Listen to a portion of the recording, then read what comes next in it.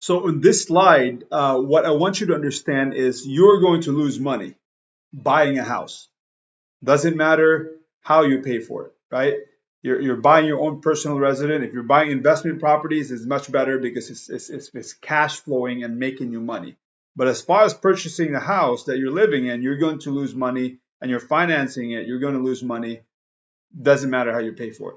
So when you decide to buy a house, you have two choices here. You can either finance it, okay? This is the financing part right here. You can either finance the house or you can pay cash for it. When you finance it, you're transferring the interest to the lending institution, right? For the privilege of borrowing their money, and this is what most people are doing today. Like whenever you're buying a house, whether it's a brand new home or a used home, you're gonna go to a lender, then they're gonna lend you the money, but you have to pay interest for that. There's a cost to that. If you pay cash, and we saw this on the previous slides, yes, you're saving money on the interest, but you lose. You also lose, right? You're also losing because now you don't have that money. That money is no longer earning for you.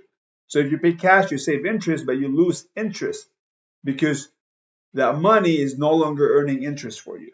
So those are the two things I want you to understand with this slide. So understanding where the wealth transfers can happen in your mortgage can prevent unnecessary losses.